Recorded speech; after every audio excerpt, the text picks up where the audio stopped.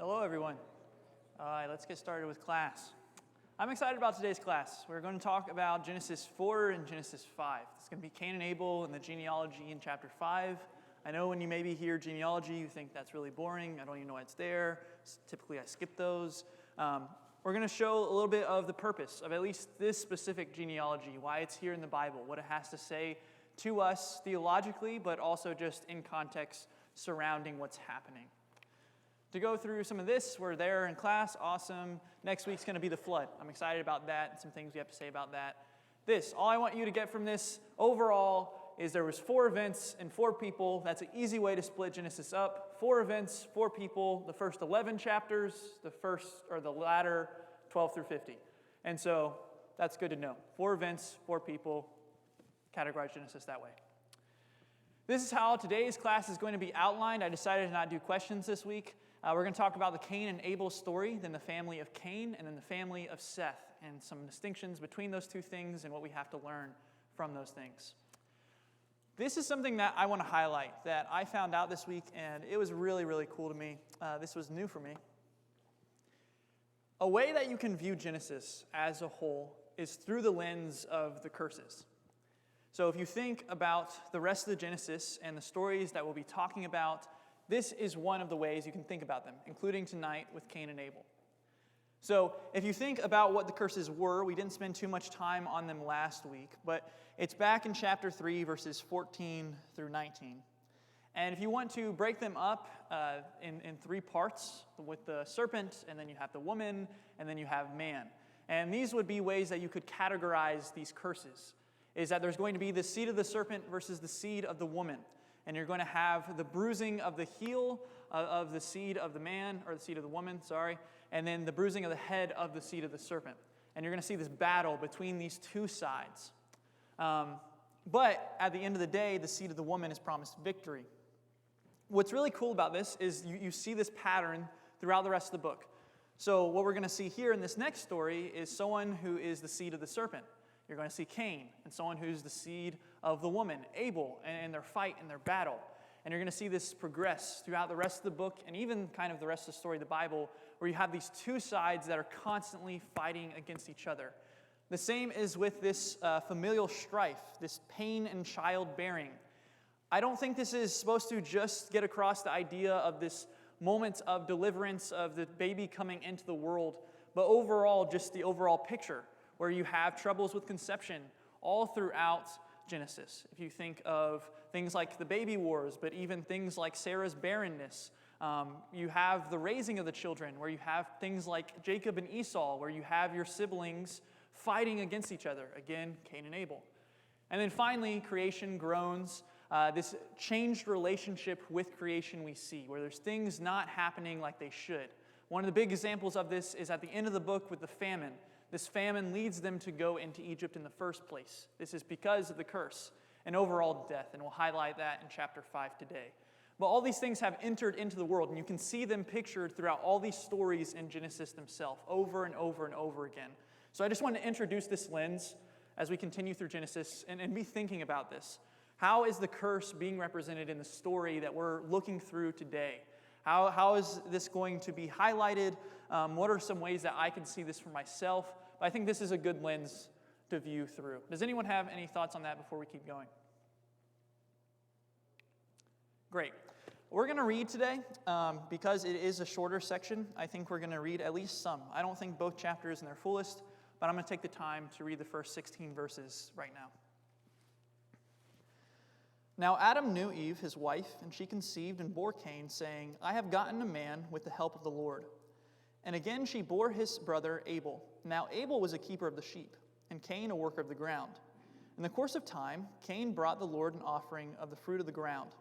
And Abel also brought of the firstborn of his flock and their fat portions. And the Lord had regard for Abel and his offering. But for Cain and his offering he had no regard. So Cain was very angry, and his face fell. And the Lord said to Cain, Why are you angry? And why has your face fallen? If you do well, will you not be accepted?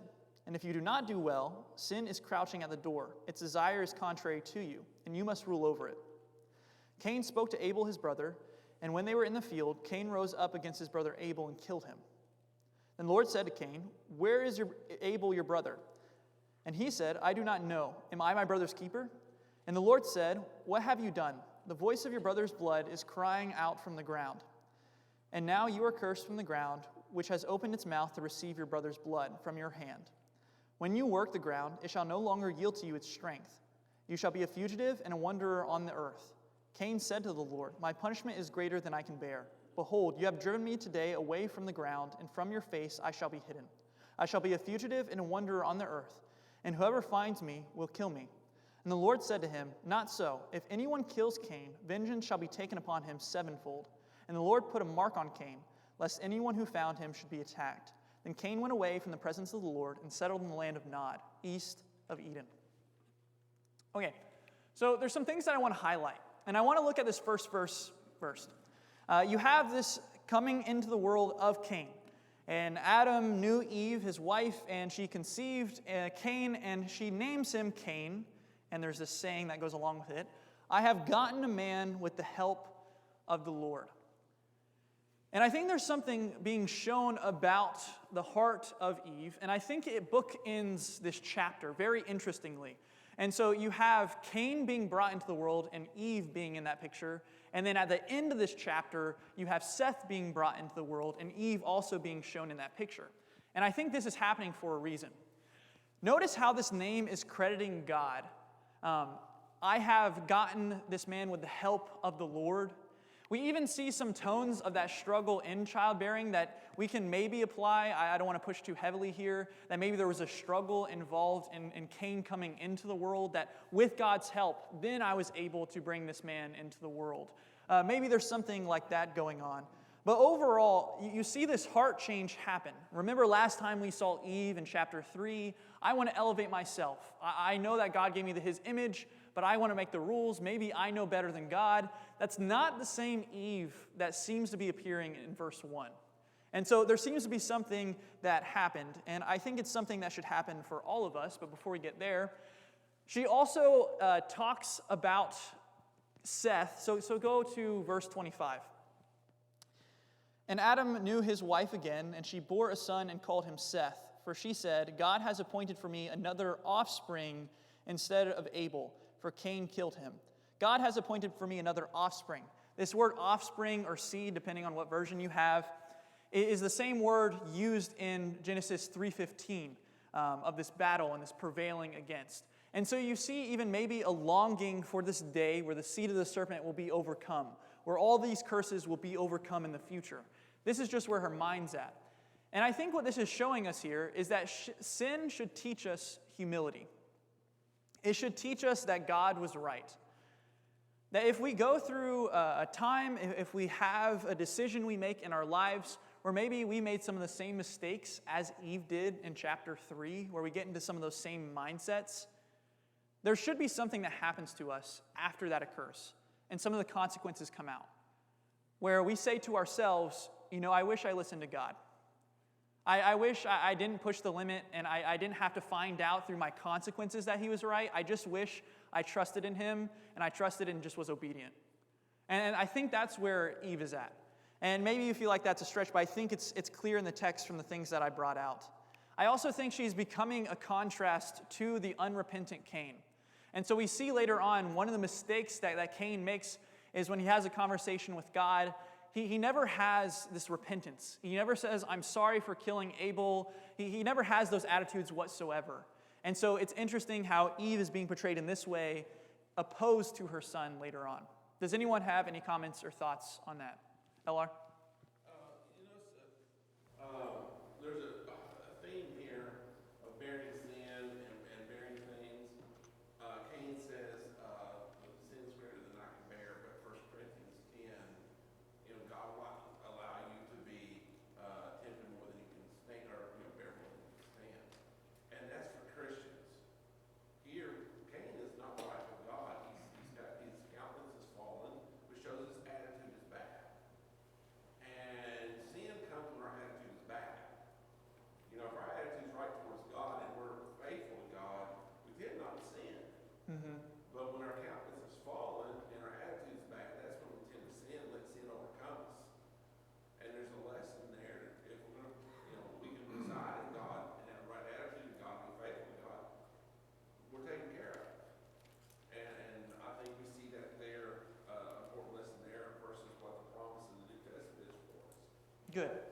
Good. Okay, so we see these two sons get brought up. We see Cain and we see Abel. Some interesting things about what's going on here. Abel is the keeper of the sheep. There's a few things to bring out. Abel's name has the same Hebrew form as Hebel, which is the word used in Ecclesiastes for vanity. The idea getting across here is a breath. That's what Hebel means. That's what this idea of vanity is it's there for a breath and then it's gone.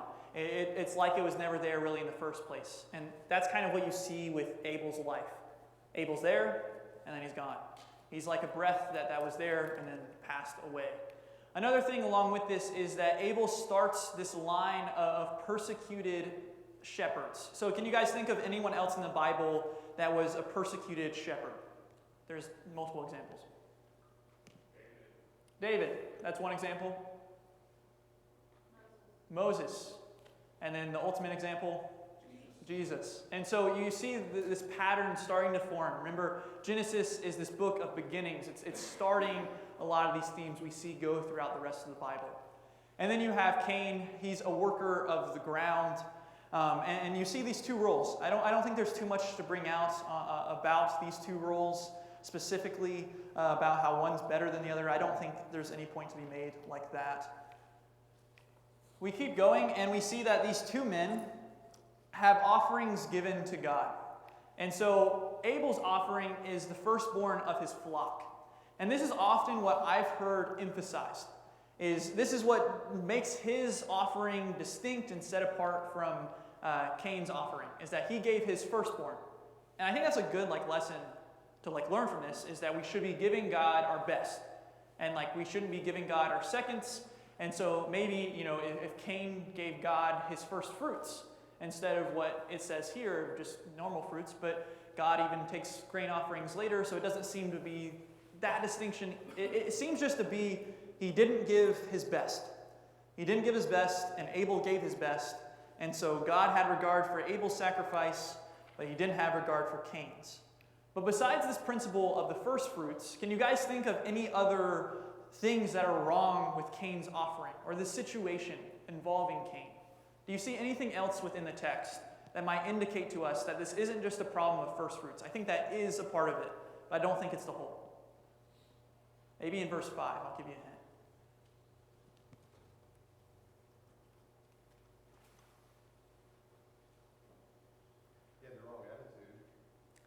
We see a major heart problem here. He has an attitude of, I don't understand why that wasn't good enough for God. That's almost how it comes across in verse 5. For Cain and his offering he had no regard, so Cain was very angry and his face fell.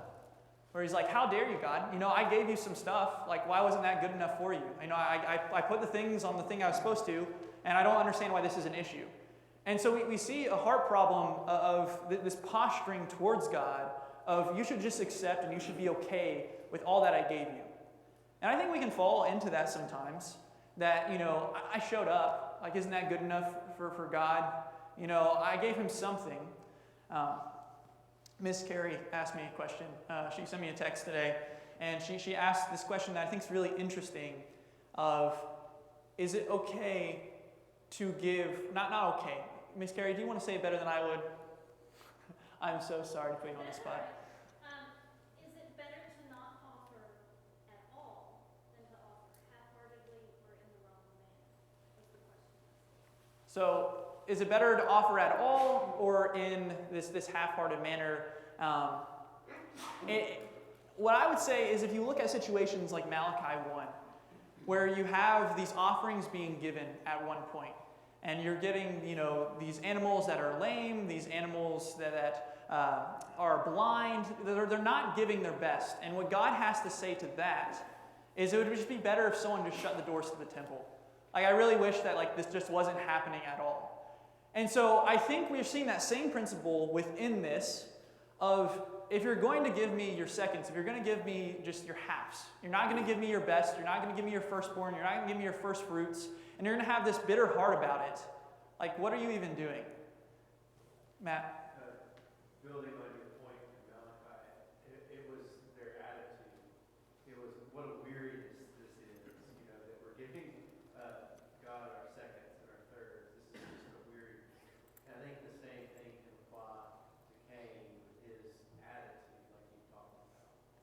Absolutely, absolutely. Now, I would give room, and I think there is room for this. Sometimes the repetition of something in your life, like obedience, or maybe your heart's not there yet. So my sermon, for instance, last Sunday, I believe, help my unbelief, where you know you aren't where you should be in your heart, but you're trying, and you want to be there, and you want to pursue that. Sometimes in situations like that, it might be appropriate to say, if you keep up with this repetitive obedience and this thing you know you're supposed to do, your heart will catch up to where it should be and where you want it to be. But I would say if you're approaching worship, if you're approaching God in this manner, where you're giving him your seconds like Malachi, or you're giving him your seconds like Cain and Abel, or like Cain, not Abel, then that's a problem. God loves a cheerful giver. Yes, absolutely, absolutely. Then there's this conversation where there's this warning to Cain. So there might be a question here, is God choosing like favorites? Like, did he just like Abel more than he liked Cain? But when Cain has this, this tantrum thing going on in verse 5, God has this conversation with him. And he's trying to warn him, and maybe God has foreknowledge of what's going to happen, how this is going to affect him, and maybe he's trying to step in the way of that. But he has this phrase that he gives, if you do well, in verse 7, will you not be accepted? And if you do not do well, sin is crouching at the door, its desire is contrary to you, but you must rule over it. And so he's like, if you do the right thing, I would be happy with you. Like, if you just change what's going on here, you'd be good. It's not like I have, a favorite brother. That's not what's going on here. It's not like, he has blonde hair and he has red hair, and so I like one more than the other. It's literally just, if you change your actions and you change your heart, like, I will accept these just the same as your brother. And I think that's something that we need to keep in mind, that our choice in how we worship, and the heart that we have in our worship, how we give God our lives, this is a choice that we're making. And we have a choice to do it, and we have a choice not to. And if we don't do this, and we don't have the right heart and the right posture towards God, and we're not making this choice, there's a danger of sin. And how sin is illustrated here, I think, is really interesting. It's illustrated like a predator. Like, have you ever seen those documentaries? And, there's like the lion in the safari, and it's in the grass, and it's like really low, and then like pounces out and like kills the thing. That's sin. I like the NIV, the translation. Its desire is to have you, like it seeks you out, wanting to kill you. And the crouching down, where it makes it like self look smaller, and like it's not like a big deal, and it crouches in, and then like it pounces out, and it's like this really big thing, and you're like, I wasn't expecting that. That's how sin operates and works. It's this dangerous thing. Sorry, there's all that. There's this dangerous thing, and that it wants to have you, and it wants to kill you. Also, something to be said here that I think is interesting. We look back in chapter 1, and we see that we are supposed to have dominion over the animals, and in the same way, we're supposed to have dominion over sin. We're supposed to have control. We're supposed to be over it. This is illustrating to us this is a conquerable battle with God. That sin is able to be conquered. You're able to have dominion over it. It's a foe that's dangerous and like a lion, and you need to be careful about it, but it's not an impossible one to overcome. Does anyone have any comments on either of those two things?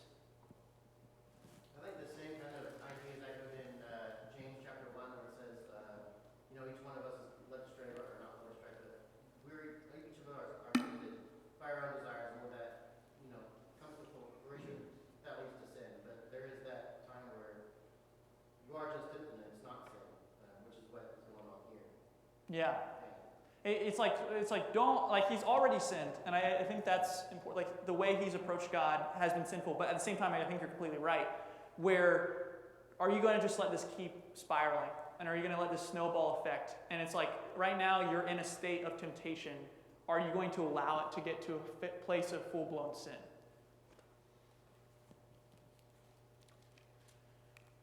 This keeps going. Cain's sin. What happens? I want you guys to notice in verse 8. Cain spoke to his brother Abel, and they went out into the field. Cain rose up against his brother Abel and killed him. This is a deliberate decision that he makes. This isn't some act of passion. I don't know the degrees of murder. Maybe I should have looked at it before I said this. But there's like degrees of murder, and there's different ones for like your intent behind it, is my understanding. And so this is the like worst one. This is the one that is all the way to the extreme. This was a deliberate decision that was acted upon. He made the decision. He said, hey, let's speak. Let's have this conversation. Okay, we go into this field now, which the Septuagint adds, let us go to the field. So it even adds more to this point. Maybe that's supposed to be there. Maybe it's not. And so this idea of, let's go to this field. I'm taking you to this place of murder that I've decided and planned out. And like, now I kill you. There's something happening with Cain. And this is also something that I realized. I don't know why I've never realized this. It was one of those things you realize, and like you don't know why you haven't realized it before, but it's actually like super interesting. This is the first human physical death ever. Like, yes, in the Bible, but like ever, just period. And the first death is murder. That's what's happening here. And even to add on to that, Cain had to invent murder. And so no one had murdered someone before. And so Cain had to come up with the idea of taking someone else's life. And like that's just so interesting of how that process looked. I don't know, and this is very speculation what I'm about to say. Maybe it was something to the effect of, Abel, you like sacrifice these animals, now I'm going to sacrifice you. And maybe there was some heart issues behind that. That's completely speculative, I have no idea. But whatever his process was inside of his head, like murder was the result. And it just feels like dirty. It does not feel right when you think about this story in that light and through that lens. But we see God, and how he responds to Cain is very similar to how he responds to Adam and Eve back in the garden. And so man sins, God approaches man, and he gives them opportunity to take responsibility. And he says, where is your brother Abel, your brother? And then he has this response that's very snarky, and he says, am I my brother's keeper? There's also a cool point there. Adam is supposed to be the keeper of the garden. He's supposed to guard the garden. And so there seems to be some generational failure here. That just how Adam failed to guard the garden from the snake, Cain is failing to guard his brother from the seed of the serpent, or the serpent coming into his heart and making him, or not making him do this, him being influenced or deciding to do this, being one of the devils.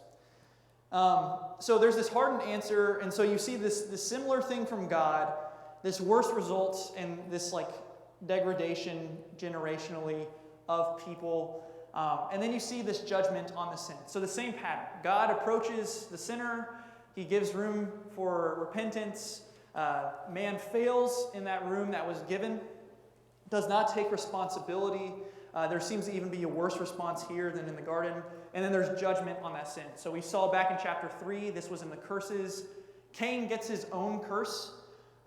And so his curse seems to be a worse version of Adam's curse, if I'm understanding this correctly. It seems like the ground won't produce at all. It won't produce its strength to you. And so it's not just thorns and thistles, but it's like the ground isn't going to do like anything for you. And you have to think, what is Cain? How does Cain get his food? He's not the keeper of the sheep. He's the worker of the ground. And so this is even worse for Cain and like really affecting him. Question for you guys. What does Cain's example teach us about the danger of jealousy in our relationships with each other? So bringing it into now. What's a warning that this passage is giving to us as a family together, and how jealousy can impact a family like the one we have here at West End?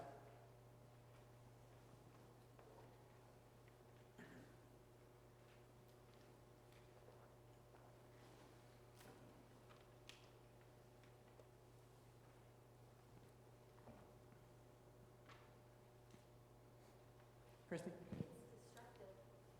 Very destructive. Do you want to add to that, Travis? Yeah, I was going to say that we can have a tendency to downplay jealousy. It's just a natural, it's just an emotion. Mm-hmm. It's not a big deal. it wasn't that Cain had jealousy. It was that Cain didn't do anything about it. He allowed it to take root and it developed into murder. We probably think that's beyond us. Cain probably thought that too. Yeah. Yeah. You see the snowball effect where it's just this emotion, it's this little thing. I never thought it would take me to the place it does. Often how sin works is it takes you to a place you never thought it would. And so you see that with Cain here. Good.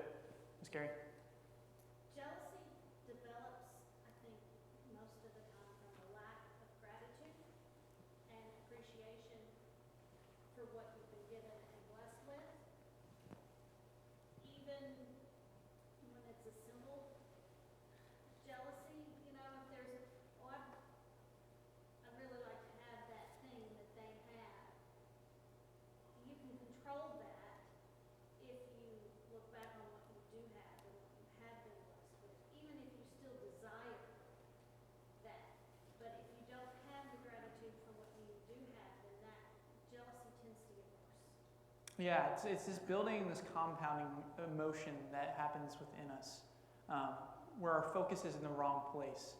And oftentimes, Travis brought this up last week, that's how sin works, where instead of focusing on all that God has given us, and the opportunity God's given us, for instance here, the opportunity could be, if you just change how things are, I'll be pleased with you. Instead of focusing on that, I'm going to be focused on Abel and being mad and jealous at him and that building inside of you. Good.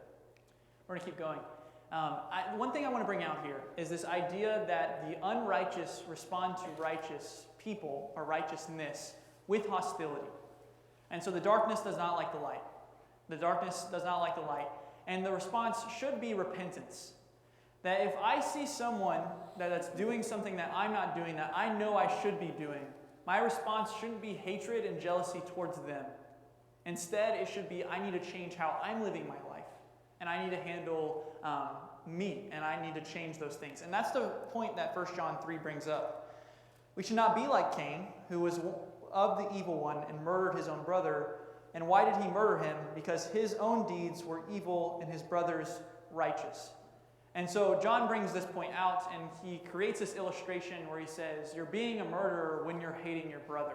And he very much correlates these things. And he's saying you're of Satan when you're having hatred towards your brother. And you're having this relationship where it's not changing you, that you're not seeing the light of your brother, and it's not changing you because your deeds are not where they're supposed to be into what they should, but instead it's creating this within you that's of the devil. And so I think we need to watch out for this within our own church families. A hatred, a jealousy, and making sure that if we're seeing someone who's doing something righteous, what's building inside of us is a desire for repentance and being more right with the Lord than we currently are. Okay, this mark. Maybe you've wondered, I've wondered what's going on with this thing, what's happening here. I don't have all the answers, maybe here's some. I think one of the points that's happening here at the end of this is that God cares for the sinner. It's not that Cain sins, same with Adam and Eve. It's not that they sin and then God completely abandons them. God with Adam and Eve clothed them with the animal skin and then sent them out of the garden, but he took care of them. Same here with Cain. He has this punishment for his sin. It's not okay. God isn't okay with it. He's not going light on him. But at the same time, he gives him this mark. Because as Cain says, this is too much for me to bear. This is too much for me to handle. This word mark is the same word for sign. We see it later within Genesis itself to describe the rainbow and to describe circumcision. It seems to be a sign of a covenant, a promise. And so God is seemingly initiating some sort of promise. I'd hesitantly say covenant, but maybe between him and Cain. And he's giving him his word, and his word is as good as true. And so he uses this sign, as he continues to use signs, for this promise and those things to be correlated. He's sent east of Eden. We showed this last week very quickly. Probably didn't spend too much time on it. But this is a pattern of going away from the presence of God. So if you ever see east in your Bible, that almost always means away from the presence of God. And so a few examples with even the book of Genesis itself.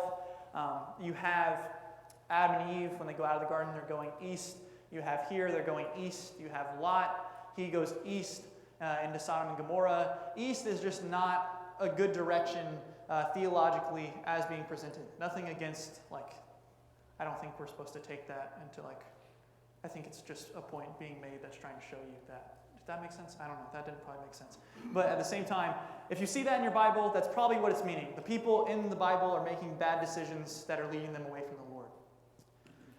I think there's a point being made here. Sin leads you to exile, to Nod. And so what Nod means is wandering. So he goes east to the land of Nod. Nod means wandering or exile. And so your sin causes you to go to exile. What happens later in Israelite history, their sin causes them to go to Babylonian exile. And so you see these patterns start to form, God working in the same way over and over again. Also, there's a point to be made. So you might be thinking, okay, he's told to wander. He's told you're going to be a wanderer now, but then he settles in a city. That's what happens in verse 17. He builds a city, he settles in it. And so how is he a wanderer if he settles in a city? How do those things go together? Maybe one of the points of this is settling away from God is still wandering. This idea that, yes, he's in this city, but he's away from God. And so it's like he's wandering and helpless. All right, we're going to get into this now. I think we were good on time. I feel good about it. I think you feel good about it. We're good. There is something interesting that happens here in verses 17 through 24. Some things that develop. So I already brought out in verse 17, they build a city. But you see other things happen as well. So look at verse 21. His brother's name was Jubal. He was the father of all those who play the lyre and pipe. And then the next verse, Zillah also bore Tubal-Cain. He was the forger of all instruments or tools, depending on your translation, of bronze and iron. And so you see this advancement in technology and civilization, this idea, and you see it in different ways. And I have this later on, but I'm just going to say it. There's generally two ways people look at this. And the primary one that I've heard for most of my life has been the progression of technology and of civilization often leads to people walking away and wandering away from God. I don't know if that's the point being made here. I'll say it, I don't know if that's the point. Here's my argument. First city's built, yeah, it's by Cain. Also, Jerusalem, God chooses a city. God also chooses a city to illustrate his people as a new Jerusalem in Revelation. Same thing goes with his musical instruments. God uses musical instruments in temple worship. Metalworking, most likely tools. Almost likely tools. He uses craftsmanship from the Spirit. So the first time we see the Holy Spirit in the Bible, or the Spirit filling someone in the Bible, that's the way I'm trying to say this. The Spirit filling someone is to be a craftsman for the tabernacle. And so doesn't seem likely there. Also, there's metal workers for the temple. And so if the point was these things are inherently bad within themselves, why is God using them? That would be my question. Is if that's the point, I don't understand why God's using them. So here are two options I have for you. There is either a potential being shown here, that there's a potential of man that's being developed, and you can either use it for good or you can use it for evil. And so you use these people, this family, is categorizing using it for evil, but God sees it and uses it for good. And so us as people of God can use the advancement of technology and civilization for good or for evil. And it's a choice we have to make. Second option here is that God is repurposing these things for his good. And so he's taking something like a city that maybe isn't good and maybe leads down these roads that aren't good, and he's repurposing it into something that is good. And so this would make sense. This is something God does. He repurposes things for his good. It's just a way God works. And so I'm comfortable with either of these two things, but to just say these things are inherently wrong within themselves doesn't seem to be the point of the passage, at least from that. I do think this is pointing towards self-sufficiency. So there's a contrast that's going to be made between this lineage and the lineage of Seth. And I think one of the points that's being made here is that these people are seen as self-sufficient, that they're trying to build up this civilization where they don't need God. Does anyone have any comments, any thoughts, even disagreements with me and what I have to say on this? Dale? What you just said may answer my question. Verse 26, then men began to call on the name of the Lord. I don't understand what that means. Yeah, really good question. So that changes into the family of Seth. And so we'll talk about that in just a second, but it's a really good question. And I think it brings out this contrast. And so that's the family of Seth, this different lineage coming from Adam. But you see, that's not here with this family. And that's not associated with this family here. So whatever they're doing is not that. They're not calling upon the name of the Lord. They're not depending on him. Instead, it seems to be they're depending on themselves and making their own advancements. It seems like they're kind of pointing towards or foreshadowing the Tower of Babel, where they are self-sufficient and they're God is repurposing them for His good. Here are two options there, but it seems like that could be what is going on here. Is this foreshadowing of what's going to come to God's people or His creation?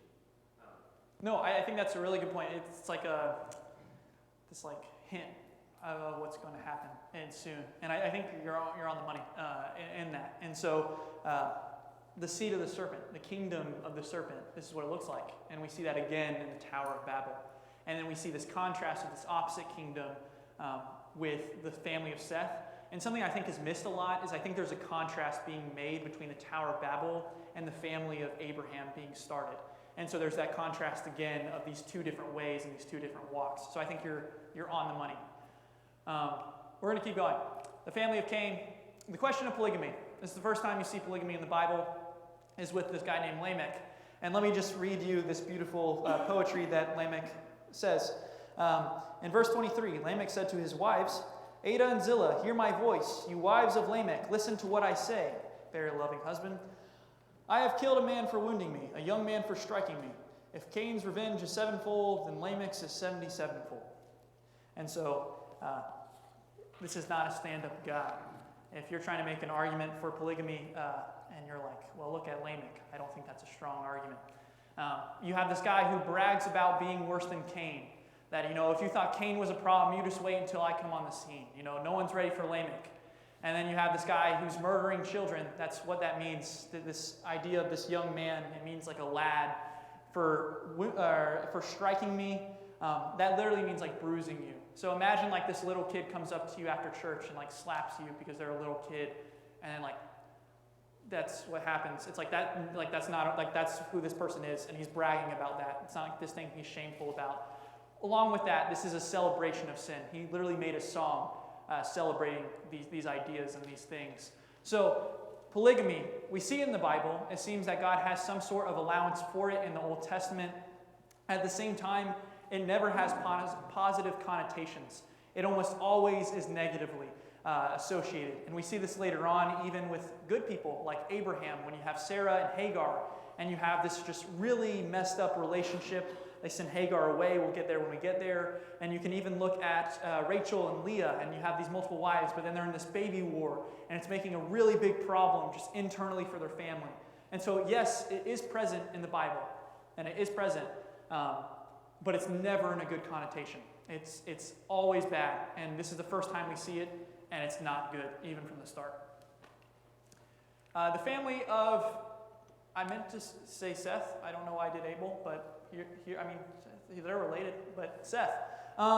So we see this. Seth is seen as a hope for humanity. So Genesis 3:15, super important verse in the Bible. Know Genesis 3:15. But God has appointed for me another offspring, this offspring that is to come, the offspring of the woman that's going to conquer and overcome the curses. We see that ultimately fulfilled in Jesus, but you see this hope that's found in Seth. I already said that. They start to call upon the name of the Lord. So Dale brought this up earlier in verse 26. And Seth, also a son was born, and his name was Enosh. At that time, people began to call upon the name of the Lord. The idea that's being shown here, I think, is this dependency on God and worshiping Him. This is what is categorizing these people. At the beginning of them, before anyone else is mentioned in this lineage, they were calling upon the name of the Lord. And I think this is supposed to be a contrast between Cain's lineage, these people that are self-sufficient and aren't worshiping God, aren't being dependent. There's this line that's being drawn here and the separation between these two families. I think there's also some language of covenant faithfulness and salvation as we see this used later on in the Bible. So for instance, and it shall come to pass that everyone who calls on the name of the Lord shall be saved. That's in Joel 2:32, which is referenced in both Acts 2 and Romans 10. And so it's the salvation language that's being incorporated here. People worshiping, relying, and being in covenant faithfulness with God. We're going to have to go a little, I'm going to skip this part. The reign of death, this is important. So you have this idea where, okay, the seed of the woman's supposed to conquer the seed of the serpent. That's what we were told, right? Like that's what we're told. Well, so far it seems like that's not true because Cain conquers Abel. The seed of the serpent seems to be conquering. And if you look through chapter 5, so look at chapter 5, and you see these verses, look at verse 5, the end of it, and he died. Look at verse 8, and he died. Look at verse 11, and he died. And verse 14, and he died. And this gets repeated, I think it's 8 times. And he died, and he died, and he died, and he died. And you're like, wow, really seems like this isn't happening like it's supposed to. It really seems like this story isn't going like we were told it's going to go. Then you see Enoch. And he was not. So let's look at verse 22 together. Enoch walked with God after he fathered Methuselah 300 years and had other sons and daughters. Thus all the days of Enoch were 365 years. Enoch walked with God, and he was not, for God took him. God breaks this cycle with Enoch. Enoch walks with God. This is only used explicitly for one other person in the Bible. That's Noah. God takes up Enoch. I think the imagery is what we see later on with Elijah. He takes up Elijah. I'm not going to talk about that, but it's cool. It's mentioned here in Hebrews 11. But I think the point here is hope of the seed of the woman prevailing. We see this dread. We see this situation where it's like, it really seems like it's not going to go how God said it was going to go. And then you have a hope like this. I'm gonna butcher this, but I've heard before it said that it seems like God is almost always late, but he never is. I really did not do that, probably the smoothest. But at the same time, I think the idea is seen here, where you're like, I don't think it's going to go how God says it is. And there's this evidence and this pattern, but then it does. And God's story is true, and what God said is true. And there's this hope of death being overcome with Enoch. And ultimately, this happens through Jesus. I think there's this point being made here. So if you look 7 generations down from the family of Cain and the family of Seth, you have Lamech, the polygamy guy who's killing children, and then you have Enoch, this guy who walks with God. God's people look behind, but they have eternal value. And so if you looked between these two things and you thought about a tombstone, would I want to be known for being this great inventor that everyone remember? You know, I'm the guy that brought musical instruments into the world, or I'm the guy that built the first city. Really cool, but I didn't walk with God. And so what's it all worth? Nothing. And so which one do you value more? Last point I want to make. Noah is a shadow of Jesus. So Noah gets brought out here. We're going to talk about him next week, but I want you to notice this. In verse 28, this is a different Lamech. And Lamech had lived 182 years. He fathered a son, and he called him Noah, saying, out of the ground that the Lord has cursed, this one shall bring us relief from our work and from the painful toil of our hands. Noah does this. He brings rest from the curse. And we see this we see this partially in chapter 8. I will never again curse the ground because of man. This is God's promise associated with the rainbow. So we see Noah does this, but he's also shadowing one to come after him. Noah brings rest through judgment, and death is overcome through death. That's what we see in the flood story. But if you see Jesus, this is how he also works. He brings us ultimate rest from the curse and from sin. He brings rest to us through judgment, and he overcomes death through death. And so that's for next week. But I think that's there in the text, and I wanted to bring it out. I appreciate you guys a lot. I hope you guys have a good week.